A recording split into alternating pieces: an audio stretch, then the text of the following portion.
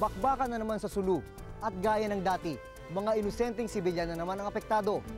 Ano na naman ba ang dahilan ng gulo?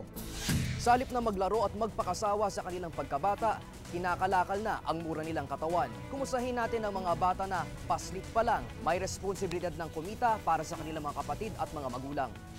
Exact science daw ang mathematics. Pero bakit kaya sa gobyerno natin, iba-iba ang datos? Personal naming inalam. Sinaliksik ang bawat anggulo. Bawat detalye kinumpleto. Lahat ng yan nakatala Sa Reporter's Notebook.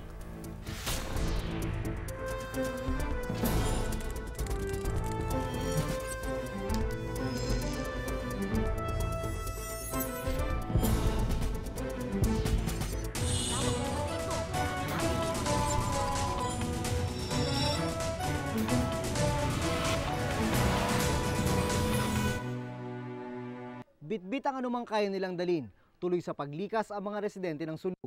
Ang dahilan, nagmistula na namang playground ng militar at ng mga rebelde ang kanilang barangay. Alamin ang mga kwento ng mga taong sawa na sa gulo sa aking Reporter's Notebook.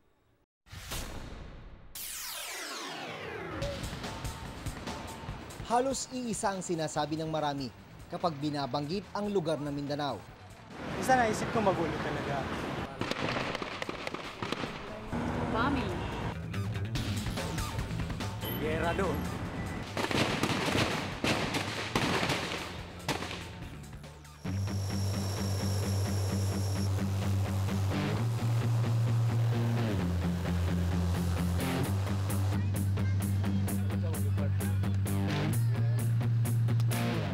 Surrender or nothing.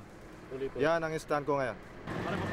Sunod-sunod na atake ang ginawa ng Miswari Breakaway Group sa Jolo, Sulu. Ang sagot ng militar, all-out war. Ang tumatayong pinuno umano ng Miswari Breakaway Group, si Ustad Javier Malik. Hustisya ang hinihiling ng grupo para sa pamilyang pinaniniwalaang minasakit ng militar sa bayan ng Indana noong February 1. Nagmasakil naman sila. Nagmasakil sa iminilip. Namatay ang bata, namatay ang babae, ay tapos the-same ang issue, walang kahulugan lahat. So, napilitan kami gumawa ng ganito. Nakukuha ko rito kung ano yung magiging desisyon. Pero duda ng AFP at ng mga lokal na opisyal dito.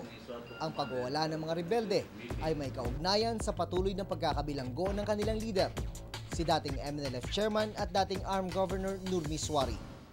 Kinukondem namin ang attack na yun. Ika nga, yung dahilan na yan, hindi sapat na i-attack nila yung seat of government ng Panamaw at hindi kasali sa gulo yun. Ito yung Siit Panamaw. Dito yung unang lugar na inatake ng Miswari Breakaway Group at makikita natin yung mga naiwan sa mga ginawa nila rito. Para na itong ghost town. Nakabibingi ang katahimikan. Ang tangi na lang naiwan ay mga bakas na matinding bakbakan.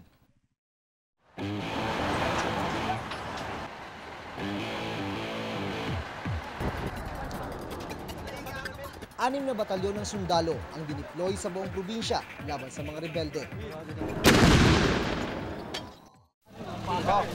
Kabe!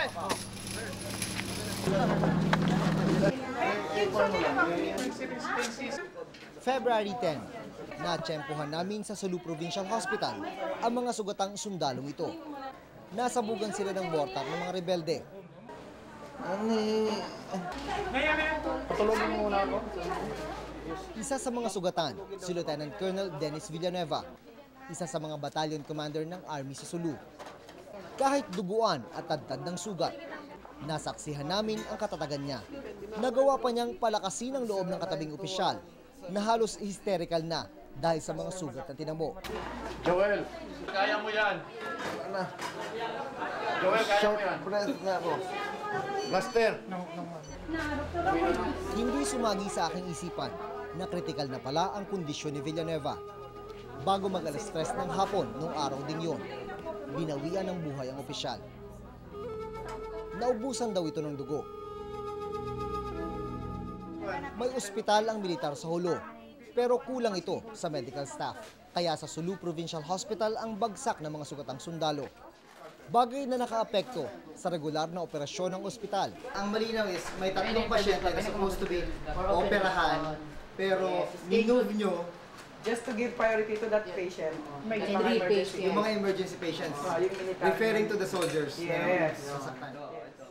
Pero hindi rin kaya ng provincial hospital ang mabigat na responsibilidad. Parang maliit na clinic lang ang emergency room. Kaya kapag dagsa na ang pasyente, sa extension ng emergency room, na nilagyan lang ng bubong at kama, ginagawa ang gamutan. Iisa lang din ang operating room. Ayon sa mga empleyado ng ospital, isang sundalo na kasamang nasugatan ni Villanueva ang namatay dahil hindi agad na operahan. May nakasalang pa raw kasi doon sa loob ng operating room.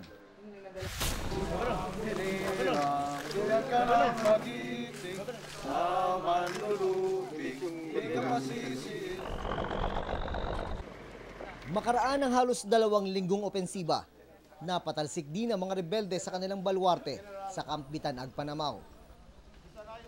Mula February 1 hanggang February 19, mahigit 30 sundalo na ang nasawi.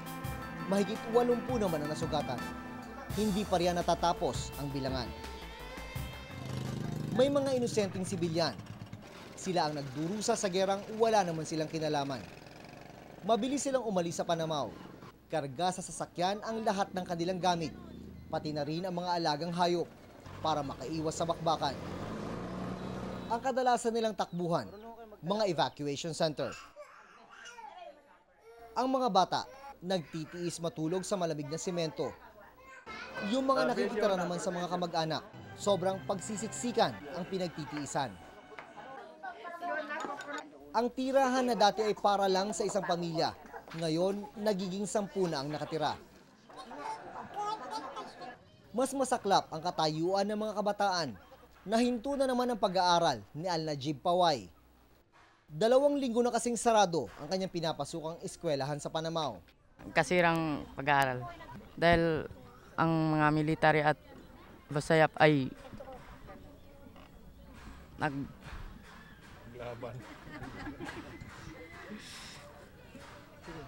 nag-away. Bagamat may kaguluhan na naman sa hulo, siniguro naman ng pamahalaan na hindi raw makakaapekto ito sa pinirmahang kasunduang pakapayapaan sa pagitan ng pamahalaan at ng MNLF. Sa aming pagtingin can be treated sana as an isolated incident. No? Kasi bago nangyari itong kaguluhan sa Sulu, ay marami ng pag-uusap with different MNLF leaders. Noong 1996, pinirmahan ni MNLF Chairman Nur Miswari ang peace agreement sa panahon ni dating Presidente Fidel Ramos. Sa kasunduang ito, tapos na raw ang labanan. Pero hindi lahat ng miyembro ng MNLF ay naniniwala na tinutupad ng gobyerno ang nakasaad sa peace agreement. Isa na rito ang Bangsamoro Party. Anila, napabayaan daw ng pamahalaan ng Mindanao. Maski saan mo tignan, maski saan anggulo, napabayaan ng Mindanao. Politically, socially, economically, lahat yan.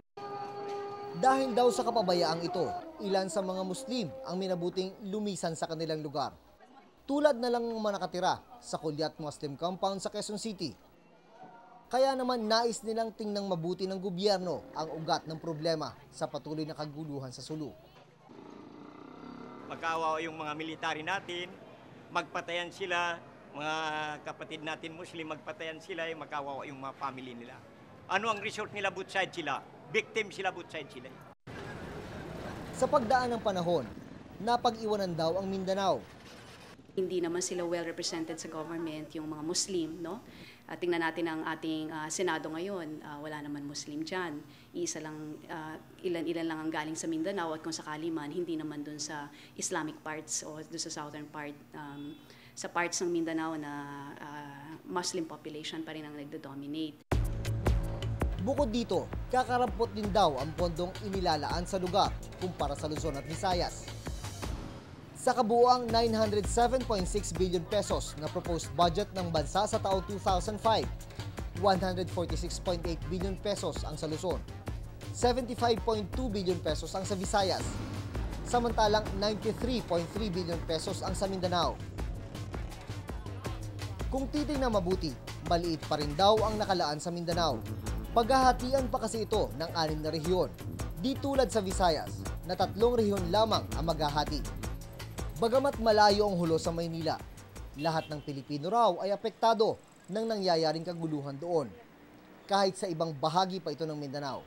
Imbis na ang magpatuloy yung mga development projects, lahat yan na-disrupt. Kasi natatakot ang mga tao na pag sinabing Mindanao, maski na sa hulo lang, lahat, buong Pilipinas apektado na. Nag-i-issue na ng warnings ang mga foreign governments na yung mga tourists nga iwasan muna ang Pilipinas.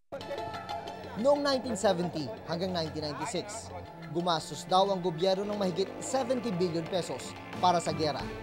Lumalabas na kada araw, gumastos noon ang gobyerno ng 7.1 million pesos. Katumbas na ang isang araw na gasto sa gera, ang pagpapagawa sana ng 28 pabahay. 4 na beses na akong napunta sa Sulu, pero ngayon ko lang nakita ang itsura nito mula sa itaas.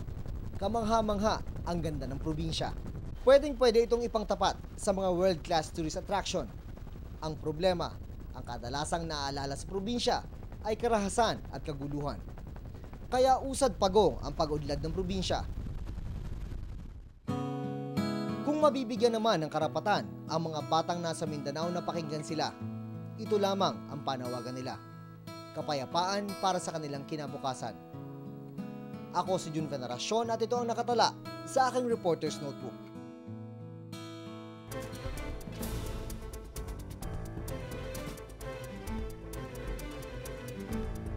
Alas 4 ng umaga, gising na si Myong, 13 anyos. Pero ang kapalit nito ay 200 pisong kita kada araw na bumubuhay sa kanilang pamilya.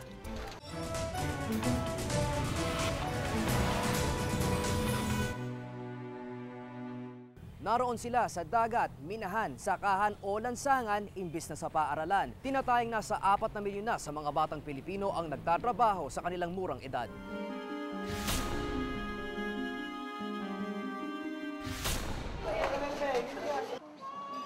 Alas 4 ng umaga, gising na si Myong, 13 anyos. Ang kanyang bota, ang tangi niyang proteksyon sa kanyang trabaho.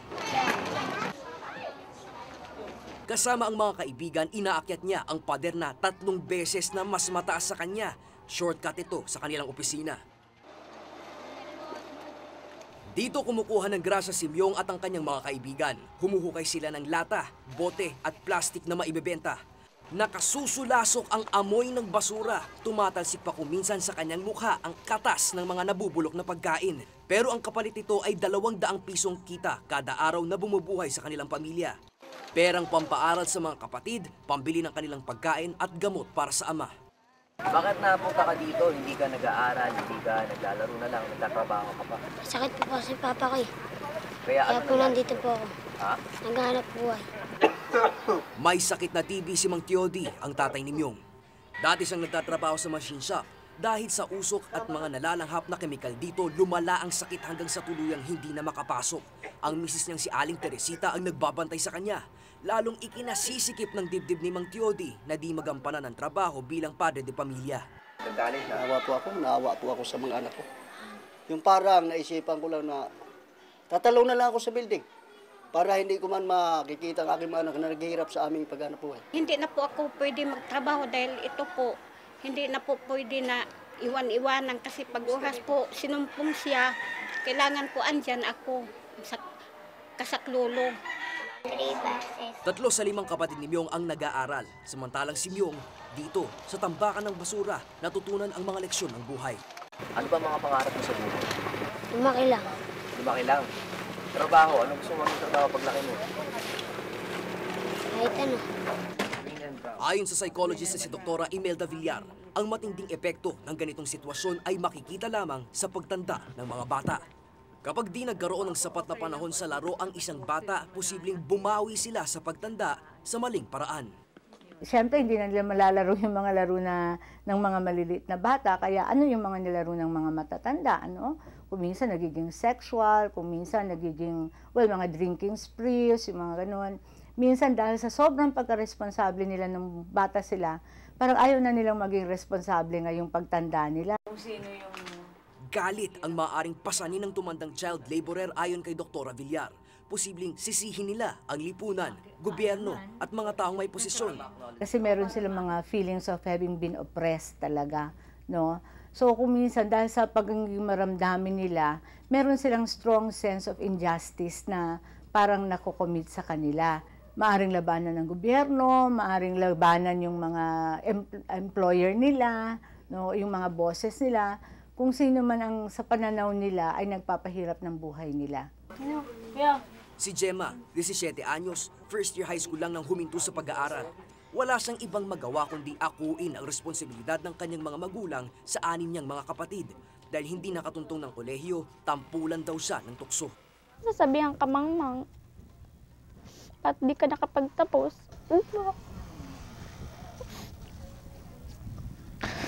Wala po kong tunay na kaibigan. Except lang po ngayon. Tsaka lagi po ko inaasar. Pero ngayon higit na mahalaga kay Gemma ang kumita, lalo pat 4 na buwan na siyang buntis. Kaya naman panay ang pagbabanat niya ng buto, nariyang nagbebenta siya ng halo-halo. At parang walang kapagurang halos 1 kilometro ang araw-araw niyang nilalakad makapasok lang sa barangay. Ang malayo po kasi sa 45 minutes po siya nilalakad mula sa hanggang barangay. Isa ring barangay volunteer si Gemma. At bago umuwi, kinokolekta muna niya ang mga tirang ulam ng mga kasamahan niya sa barangay. Ito ang ipampupuno niya sa kumakalam na tiyan ng kanyang mga kapatid. Masaya po kasi po nakikita mo pinagagawa yung pagkain na kinukuha mo. Ito na lang po. Ikaw? Mabait po siya. Pinapakain kami. Ano pa? Tapos po inaalagaan kami. Anong gusto mo sabihin kay ate? Mahal ko siya. Sa ilalim ng Republic Act 9231, ipinagbabawal ang pagpapatrabaho sa mga minor de edad, lalo na kung ito ay mapanganib sa kanilang kalusugan, kaligtasan at sa buhay. Kung maaari nitong baluktutin ang moralidad at kung magiging hadlang ito sa normal na pag-unlad ng kaisipan, katawan at kabuuang pagkatao, ang mga magulang o tagapangalaga ng mga batang lalabag may katapat na multa, 10,000 hanggang 100,000 piso o 30 araw hanggang 1 taon na serbisyo sa komunidad o di kaya pagkakakulong. Sila ay pwedeng i-fine at saka ikulong. Depende sa bigat ng pinasok ng kanilang anak. 1 year to 5 years ang alam kong maari nilang i-imprison o mapunta sa kulungan. Rescue yan, karamihan. May mga programa ang DSWD para di na isapalaran pa ang mga bata. Ipagagamot daw nila kung malubha na ang mga magulang. Kung wala namang trabaho, bibigyan nila ng puhunan at tuturuang palaguin ito. Aarugain din ng departamento ang mga anak at tutulungang makapag-aral. Napakasarap pakinggan, pero sinampal ng katotohanan sina Winnie at Wilma nang sumangguni sila noon sa DSWD. Kapwa babae, may edad na, tumatayong nanay at tatay ni Botchok, 15 anyos. Wala silang trabaho kaya si Botchok ang kumikita ng 100 piso kada araw sa pagbobote. Humingi raw sila ng tulong noon sa DSWD para mabigyan ng edukasyon ng anak-anakan na grade 1 lang ang natapos. Bago pa man umusad ang diskusyon, pinanghinaan na sila ng loob. Ayon sa social worker na di na nila matandaan ang pangalan, kapag kinupkop at pinag-aral nila si Botchok, baka daw mahawa siya sa mga kalokohan ng iba pang mga batang nasa poder ng tanggapan. Doon na niya walang matututunan ng kabataan doon sapagkat halo-halo rong mga bata ron. Iba-ibang nasyon. Ngayon, ang ganun po ba? Siyempre, bilang isang magulang, natakot naman ako. Medyo sumama din ang loob ko kasi, siyempre, ang pagkakaalam ko sa DSWD, pagka dumaing ka, lalo't problema, lalo na nga sa mga katulad ni Butchok, akala ko talaga matutulungan. Pero si Botchok, kontento at masaya sa kanyang sitwasyon. Mataas ang tingin niya sa sarili dahil malaking tulong siya kina Tatay Winnie at Nanay Wilma. Lagi po nila ako inaasikaso. Darating ko, dyan na po paghanda na po nila ako ng hapunan. Mamahinga na po ako. Gisingin po nila ako pag mag-ano ulit, pagkakain. Yun lang po sabi ko sa kanila. Nararamdaman mo yung pagmamahal nila? Opo. Sa mga child labor na... Aminado naman si Secretary Dinky Suliman na may mga pagkukulang ang ilan sa kanilang mga tanggapan. kung hindi man sa Department of Labor, hindi nyo alam, pwede rin magsabi sa DSWD at aming iugnayin ang Department of Labor. Dahil ang ginagawa dyan, nire-rescue sila. Kinukuha sila mula sa ganyang klaseng mga sitwasyon at kami, ang aming bahagi dyan sa effort na yan, ay pagkuha sa mga bata at pagtulong na ma-rehabilitate ulit sila sa pamamagitan ng pagtulong na makapasok sila muli. Para sa mga may nais daw ilapit sa DSWD, maaari raw tumawag o mag-text sa kanilang hotline 0918-912-2813. Ako si Carlo Lorenzo at ito ang nakatala sa aking Reporter's Notebook.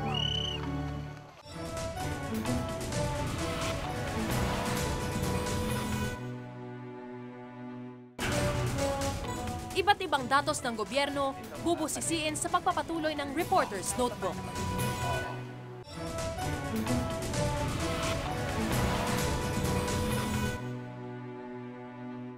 Survey Statistics Demographics. Pagbibilang lang ang nasa likod nito. Pero kung susumahin, iba-iba ang datos ng gobyerno. Kung minsan pa nga'y panahon pa ni Mahoma ang gamit nilang numero. Anong klaseng mathematics ba ang gamit ng ating mga eksperto?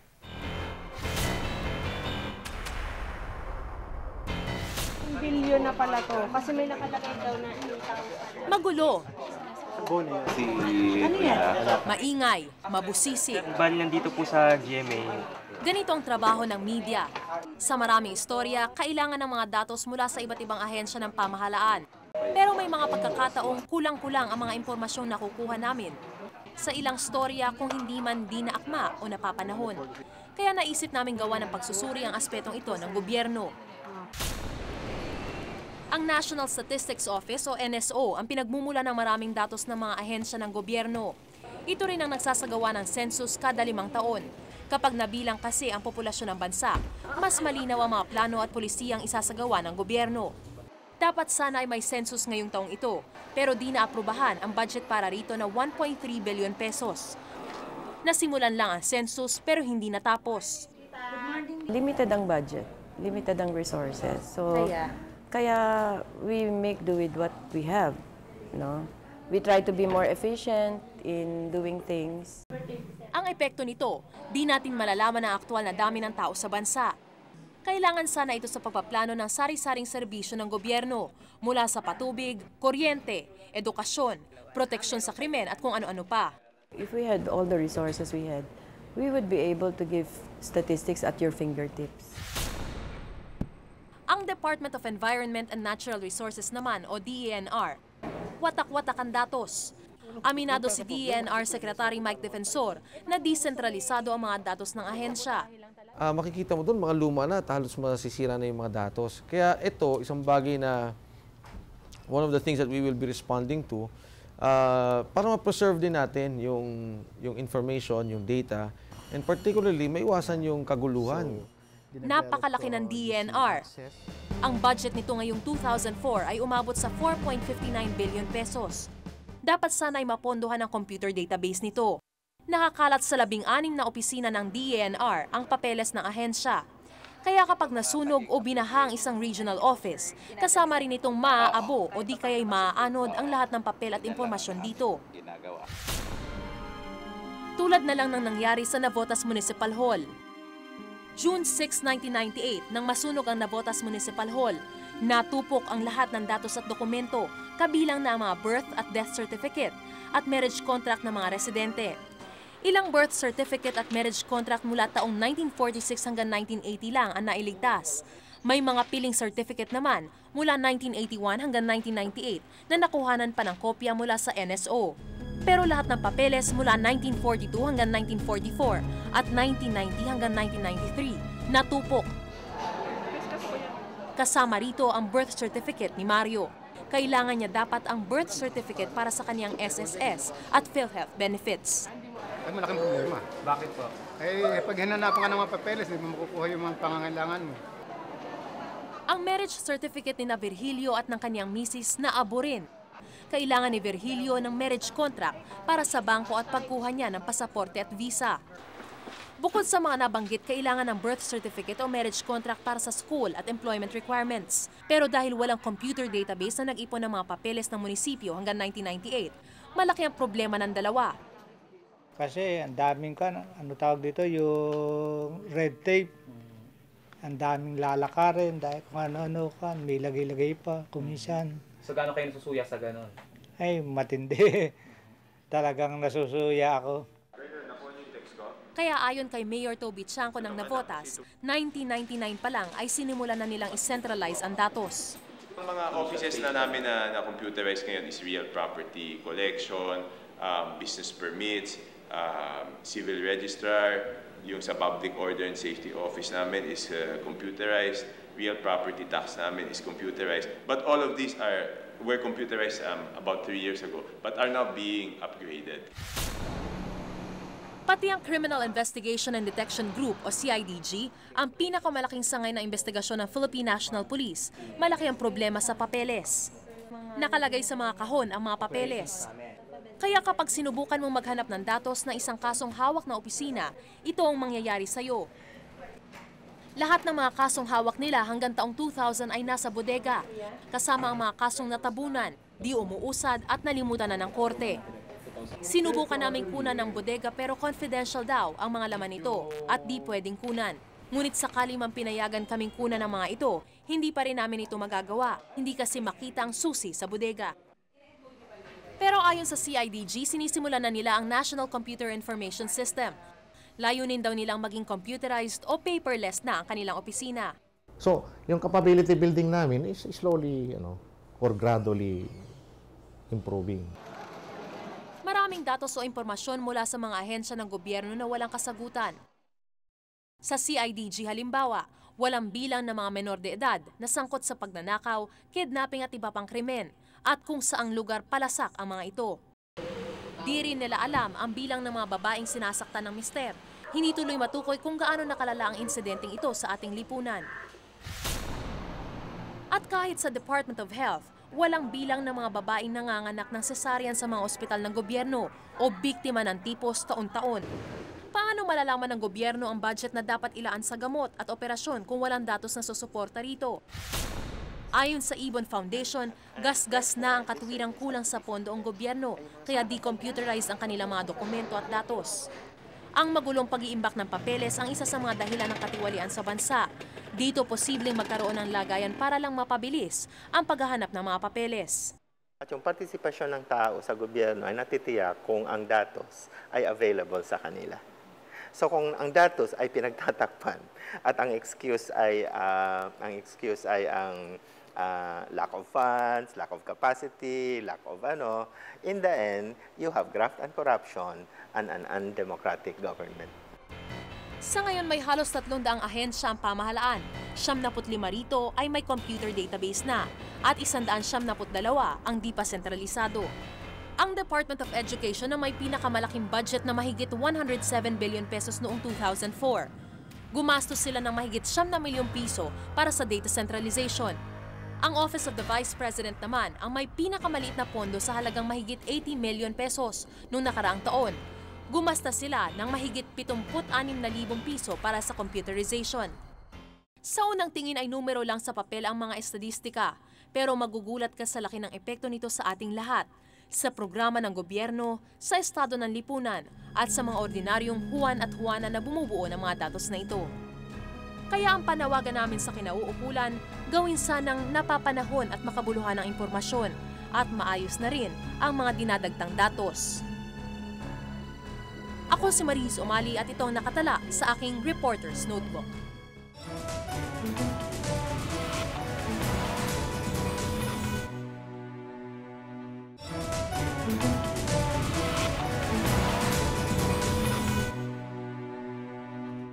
Kung may nais kayong ipasiyasat na isyo o balita, maaari kayong tumawag sa amin sa numerong 928-4239. Maaari rin kayong mag-email sa reportersnotebook@gmanetwork.com. Para sa karagdagang impormasyon, mag-log on sa www.igma.tv.